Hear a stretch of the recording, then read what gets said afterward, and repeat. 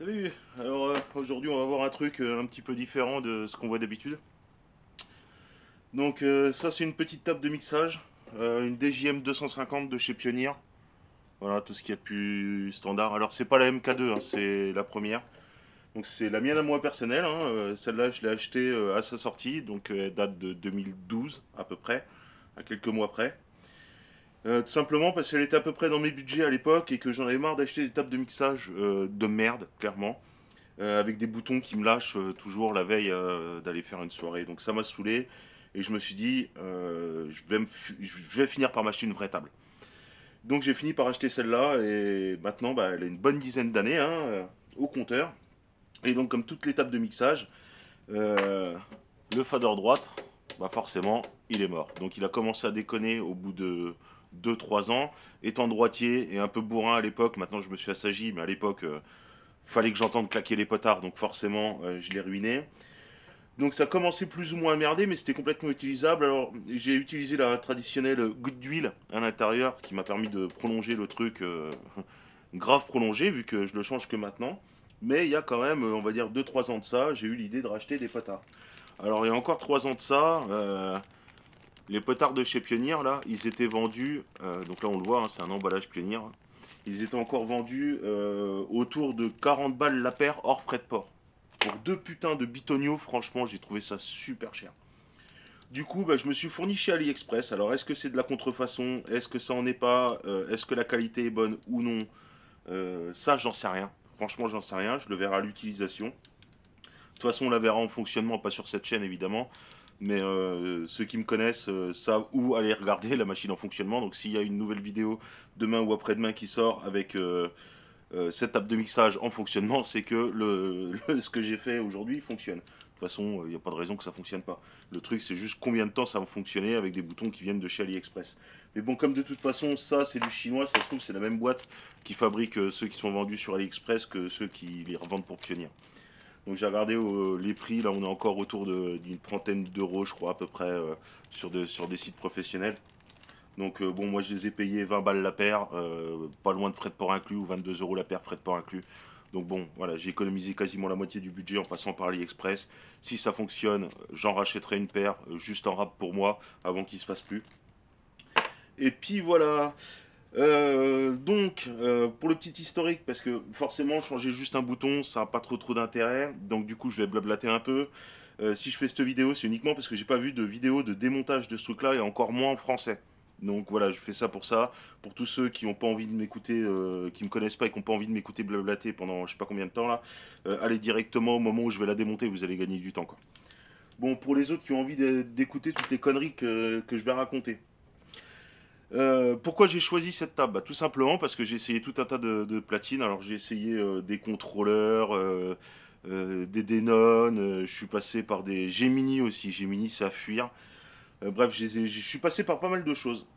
Et j'ai fini par me dire, euh, en fouillant sur le bon coin, je suis tombé sur une paire de pionniers, 750 euros la paire, il y a 10 ans.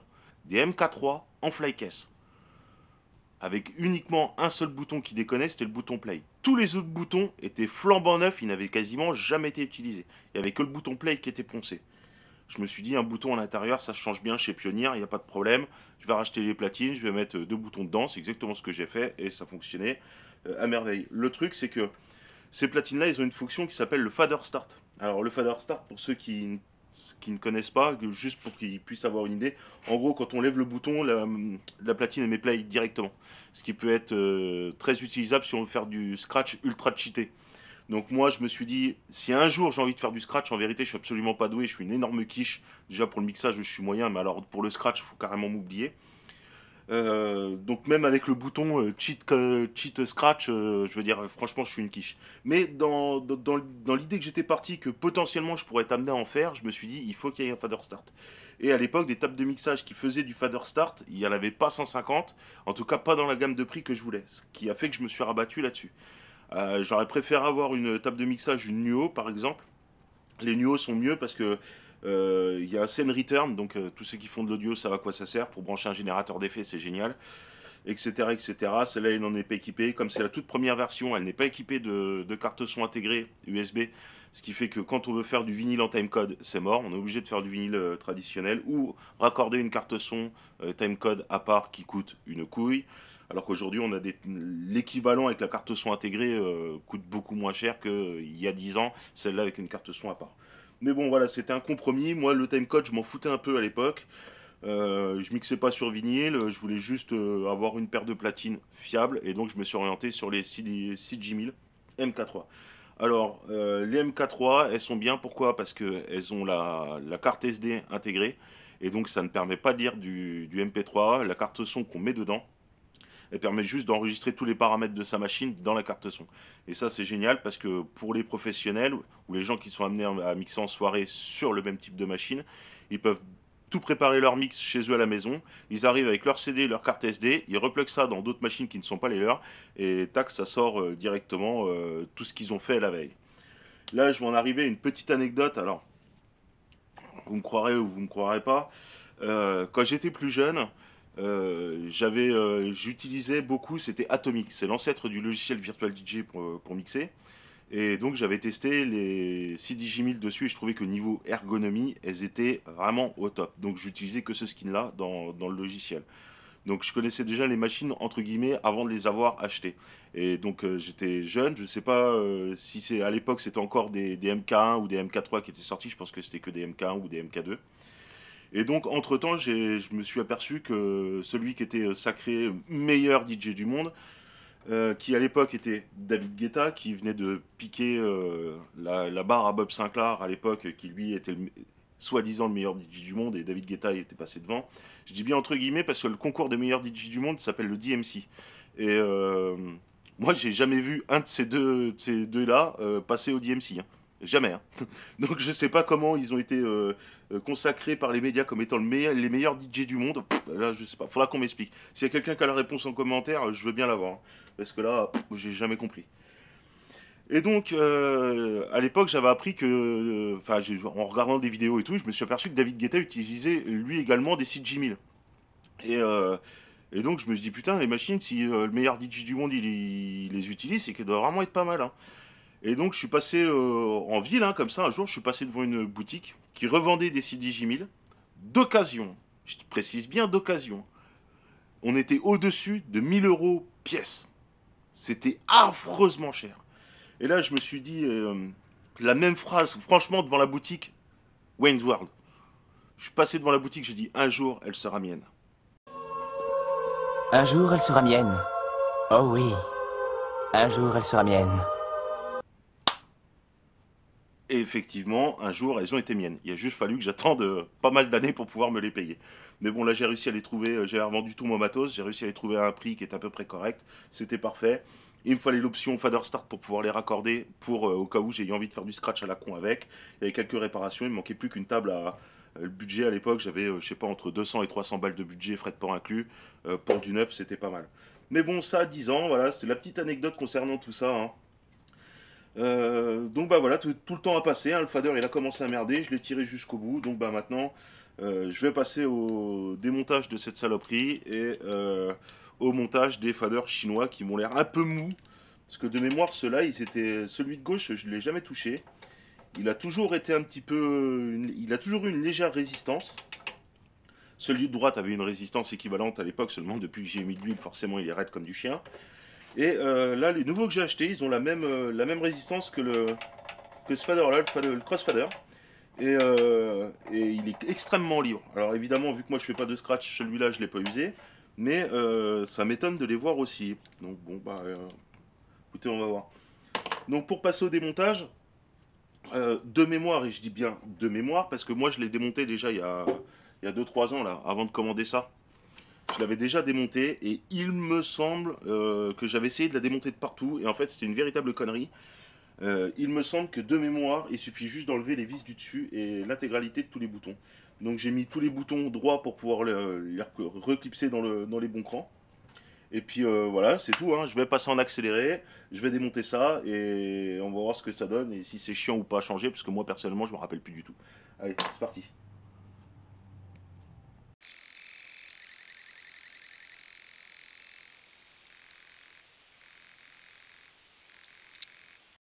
Bon, Bon, bah donc là, tel qu'on peut le voir, je viens d'enlever la couche supérieure. Donc là, c'est ça que j'aime bien chez Pioneer, c'est que là, on voit clairement que c'est pas des tables de merde, quoi. Normalement, c'est supposé pour être fait pour être changé parce que bah, tous les boutons sont vissés, sauf les faders où apparemment il y a de quoi les sortir directement par le dessus. Donc ça, je m'en rappelais plus du tout, hein. Pourtant, je l'ai ouvert, enfin, je l'ai ouvert une fois, ça c'est sûr. Mais ça, je ne m'en rappelais plus. Et ça, c'est cool. Franchement, s'ils s'enlèvent juste comme ça les faders, putain, c'est le top, quoi. Franchement, c'est super top. Putain, oui, ils s'enlèvent juste comme ça, quoi. Ah ouais, là, franchement, ça c'est nickel, ça. Donc, je vais enlever celui qui fonctionne encore, tout simplement parce que je vais me le mettre en rab.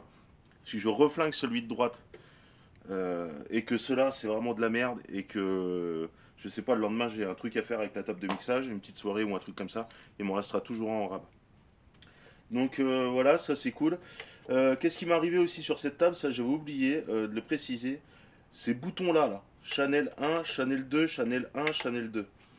Alors, moi il m'est arrivé une douille. C'est que à force d'appuyer dessus, bah d'ailleurs il a recassé. Il a recassé avec le temps. Voilà. C'est une espèce de petite grappe à la con là. Et ça casse. Alors de mémoire, je sais plus ce que j'avais fait. De mémoire, j'avais tenté un recollage. C'est ça, j'avais tenté un recollage, je les avais recollés. Et finalement, bah, le recollage, il n'a pas tenu. Donc il va falloir que je le refasse. Alors, ça fonctionne quand même, hein, mais voilà. Ça, chez Pioneer, la petite grappe là, ça, j'en ai vu, la grappe de deux boutons à l'époque. Il faudrait que je re-regarde aujourd'hui, hein. Mais à l'époque, j'étais tombé sur des prix, mais genre 20 euros, ce petit machin là. Franchement, ça, limite, ça me donne envie de le refaire en impression 3D maintenant. Parce que là, franchement, c'est un immense foutage de gueule. Et à l'époque, pour voir si ça tenait, j'avais recollé ceux-là et j'aurais pu les inverser avec les autres au passage que j'utilise beaucoup moins, qui sont ceux qui permettent de contrôler l'accès au fader start, c'est-à-dire mettre fader start on sur platine droite et platine gauche, le fameux fader start que j'ai parlé tout à l'heure. Donc j'aurais pu les inverser, finalement je ne l'ai pas fait. Par contre, lui, il commence déjà à fissurer. Celui de droite, bah oui, celui de droite, c'est normal, c'est celui que j'ai déjà essayé de scratcher un peu avec. Donc ça, c'est une véritable saloperie, hein. Je verrai ce que je ferai après. De toute façon, ça, au mieux, je vais leur coller, je vais les inverser et terminer. Mais là, en tout cas, ça s'enlève vachement bien. Ça, c'est super cool. Alors, une autre petite anecdote aussi que je vais sortir, ça c'est pareil, ça vous me croirez ou vous me croirez pas. Alors, où est-ce que j'ai un tournevis cruciforme super fin? Parce que moi, c'est de la mécanique de mobilette que je fais d'habitude, donc forcément, du fin, c'est pas trop mon délire. Je vais chercher un tournevis fin et je reviens. C'est bon, j'en ai trouvé un. Alors, la petite anecdote concernant les sites J1000, j'ai dit un tout petit peu avant là, que David Guetta les utilisait. Et en fait, ces platines-là, elles sont extrêmement traîtres. Et donc le mythe qui dit que David Guetta ne mixe plus et mixe avec un doigt sur la machine et un doigt en l'air, et que c'est pas un mythe, c'est complètement vrai. D'ailleurs, il l'assume complètement, hein, qu'il ne mixe plus directement face au public. En fait, tout ce qu'il fait est enregistré en studio. Donc, c'est pas qu'il ne sait pas mixer, hein, il mixe extrêmement bien, hein, ça j'en suis convaincu, mais il est plus producteur que DJ. Mais il sait mixer, il mixe très bien, hein, ça j'ai aucun problème avec ça. Le truc, c'est que ces fameuses CDJ1000, c'est elles qui lui ont porté la poisse. En fin de compte, ce qui s'est passé avec ces CDJ1000, c'est que j'ai dit un petit peu avant, que tout était enregistré sur carte SD. Et en fait, lui, ce qu'il a fait, c'est qu'il a préparé tout son mix. Il est arrivé sur scène. Et je vais vous mettre un extrait. Je vais vous mettre l'extrait où il s'est planté, vous allez comprendre. Moi, je les utilise depuis 10 ans, ces machines. Donc, je sais très bien où il s'est planté.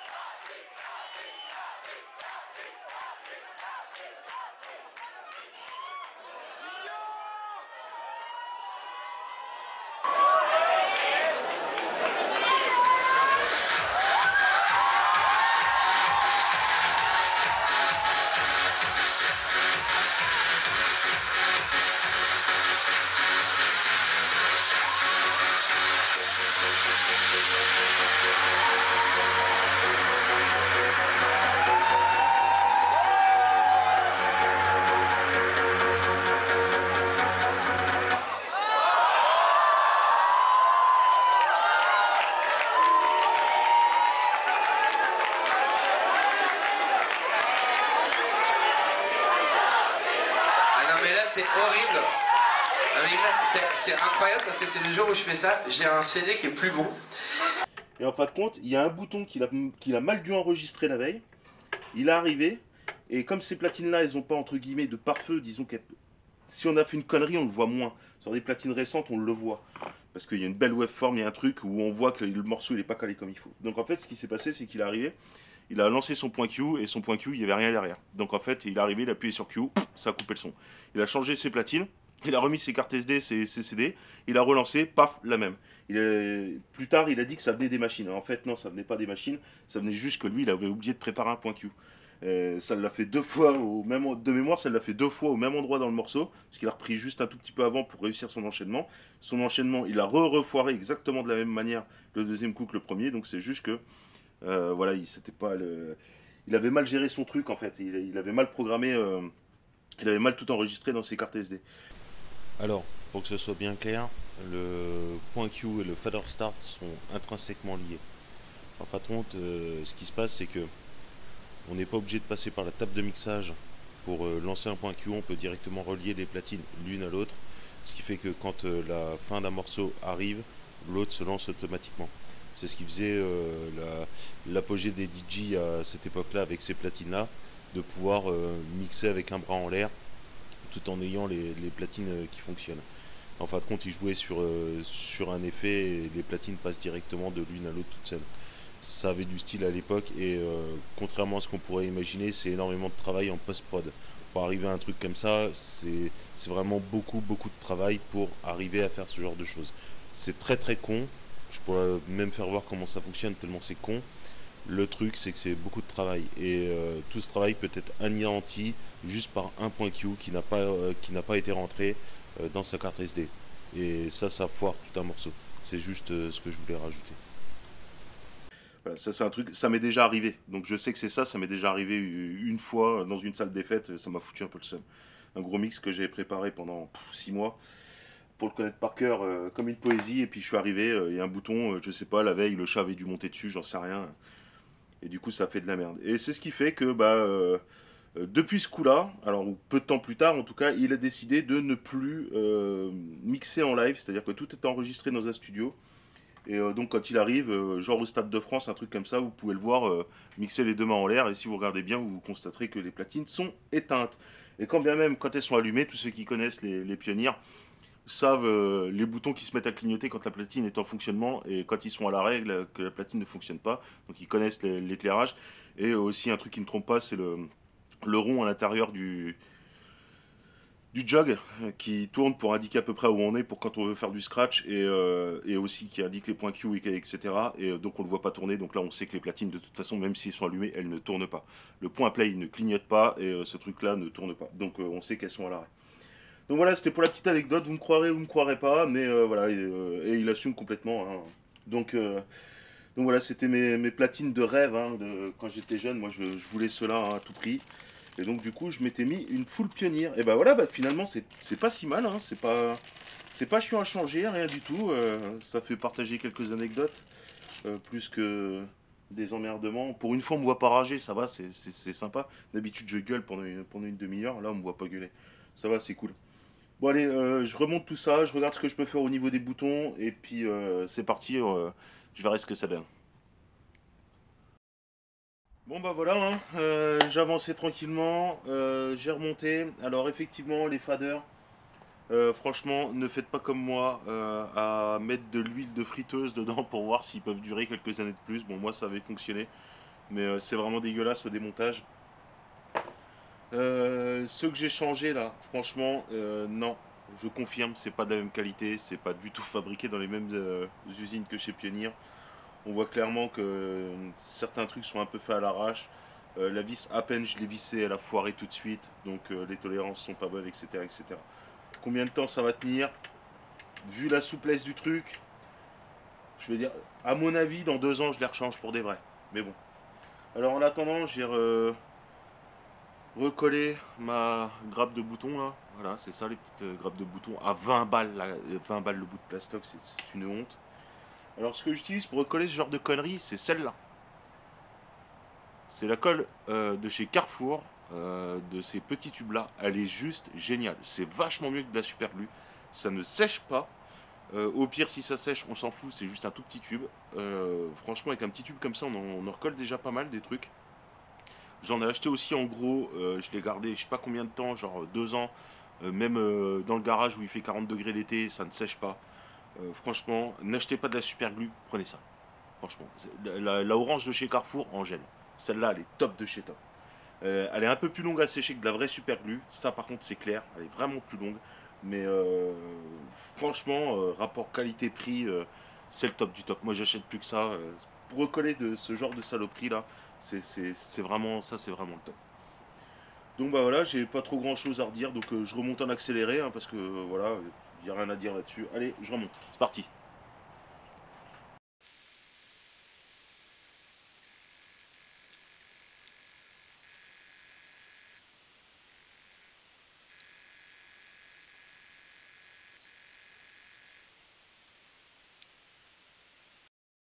Bon, bah voilà, c'est fini de remonter. Alors, comme beaucoup de ces machines-là qui ont été utilisées, poncées jusqu'au bout, l'état de surface est vraiment dégueulasse. Faut savoir qu'il existe des skins, donc des revêtements qu'on colle directement dessus pour pouvoir avoir une apparence plus propre. De mémoire, c'est pas donné, c'est au moins 15-20 balles le stickers. Parce que oui, c'est un sticker en gros à coller. Donc bon, moi je m'en fous, personnellement pour moi l'apparence je n'ai rien à foutre. Là, il y avait un détail, c'est que moi, ces boutons-là, à force de leur en avoir tapé plein la gueule, forcément, les trucs, ils sautent tout seuls.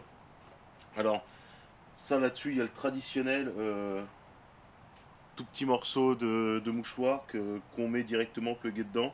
Là, je viens de faire un essai avec de la. C'est du sel roulement, voilà, une toute petite goutte de sel roulement avec un tout petit bout de chiffon comme ça. Je viens d'essayer sur l'autre, franchement, ça tient admirablement bien. Ça fait pas de la merde et une fois que c'est sec, ça s'enlève quand même pas trop mal. Faut quand même tirer, mais ça s'enlève. Donc bah voilà, hein, j'ai tout dit sur ces machines. Faut savoir que les skins pour les revêtements là, pour les apparences qui sont un peu poncées, ça existe pour les CJ1000, les CDJ800. De mémoire, pour les CDJ2000, ça existe aussi.